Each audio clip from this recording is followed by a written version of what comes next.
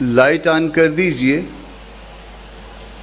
ویسے تو جو کچھ مولانا صاحب فرما رہے تھے اس کے بعد دل کے دیے جلنے چاہیے. دل کا دیا جلائیں.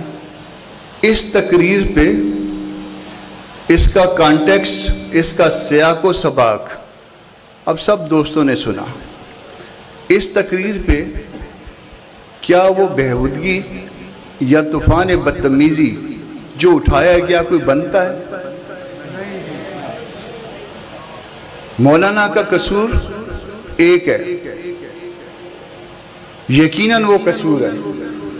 سردار عبدالمجید صاحب، یہ میں آپ سے مخاطب ہوں. مولانا کا قصور ایک ہے. صوبہ بلوچستان میں مولانا موجود، جمعیت علماء اسلام موجود.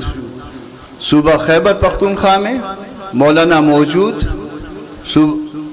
جمعیت علماء اسلام موجود.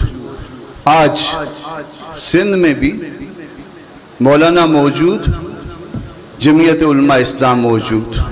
میں کہہ رہا تھا کہ مولانا کا ایک قصور ہے کہ وہ قصور کے جلسے میں جمعیت علماء اسلام کو لے کے پہنچ گئے. پنجاب کے وہ لوگ، پنجاب کا وہ مزدور کسان، پنجاب کا وہ عوام جو نہیں جانتا کہ جمعیت علماء اسلام اس کا منشور کیا ہے، وہ کیا سوچتی ہے، وہ سب کچھ مولانا نے عام لوگوں کے سامنے رکھ دیا. وہاں کے کسان کو، وہاں کے مزدور کو جاگنے کا مشورہ دیا. ان کو بتایا کہ بلوچستان میں کیا ہو رہا ہے، ان کو بتایا کہ صوبہ خیبر پختونخوا میں کیا ہو رہا ہے. یہ بتانا، یہ جگانا یقیناً مولانا صاحب کا قصور ہے. اگر آپ باقی ریمیننگ تقریر بھی سننا چاہیں گے تو یہ ریمیننگ بھی سنا دیں گے، مگر اس پہ کہا جا رہا ہے کہ مولانا معافی مانگو. کیا اس پہ معافی بنتی ہے؟ کیا اس پہ کوئی چیز خلاف قانون ہے؟ تو کچھ خلاف قانون نہیں ہے، مگر کچھ خلاف مفاد تو ہے نا. مفاد یعنی پنجاب جہاں پہ آدھی سے زیادہ جو ہے آبادی بستی ہے، وہاں کے لوگوں کو مولانا جگا رہا ہے. جب وہاں کے لوگوں کو مولانا جگا رہا ہے، وہاں کے لوگوں کو بتا رہا ہے کہ اصل مسئلہ کیا ہے، اور ساتھ یہ کہہ رہا ہے کہ مکنہ تم میرے بھائی ہو. پاکستان کی بات کر رہا ہے، دستور کی بات کر رہا ہے، دستور کے اندر کی بات کر رہا ہے، پھر اس کے باوجود تکلیف ہے.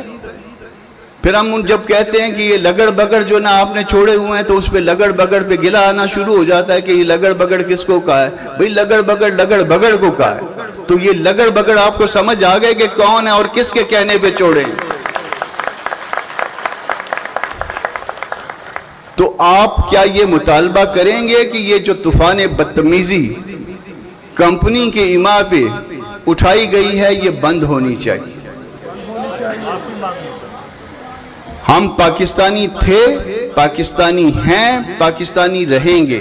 ہم پاکستان کے دستور کے پابند تھے، ہم پاکستان کے دستور کے پابند رہیں گے.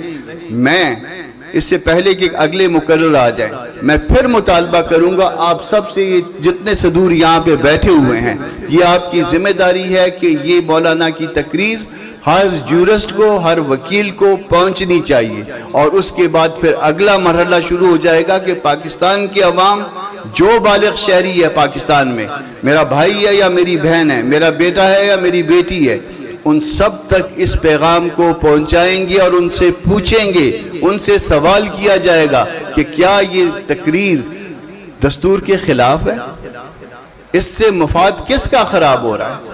مشورہ کیا دیا جا رہا ہے؟ کیا آج تک مولانا کی تقریر 11 تاریخ کو ہوئی، آج 19 تاریخ ہے، 8 دن ہو گئے نا جی. 8 دن میں کسی نے اس کے کانٹینٹ سے انکار کیا؟ صرف یہ کہا جی آپ نے شہیدوں کو کچھ کہا ہے. بھئی شہیدوں کو کیا کچھ کہا ہے؟ کچھ بھی نہیں کہا. آپ سارے وکیل بیٹھے ہوئے یہاں پہ، اگر آپ سے کوئی یہ کہے کہ یار ساری رات آپ کو جاگنا پڑتا ہے، آپ ساری رات جاگ کے کیس تیار کرتے ہو، تو میں شاید آپ کو، میں اگر آپ کا کلائنٹ ہوں یا ایک عام شہری ہوں، تو میں آپ کو یہ کہہ سکتا ہوں کہ یار آپ کون سا احسان کر رہے ہو، آپ نے آپ کیا یہ پیشہ. تو آپ نے آپ کیا ہے، ویسے بھی یہ شہداء ہمارے سر آنکھوں پہ، ہمارے بچے، ہمارے بھائی، مگر ایسا نہ کریں، شہداء کی توہین خدا نہ خواستہ ہم نہیں کر رہے، آپ کر رہے ہو، ہمارے پارٹ پہ کوئی ایسی بات نہیں ہے۔ تو میں شکریہ ادا کرتا ہوں اور پروگرام کو آگے چلنے کے لیے کہتا ہوں۔ اگر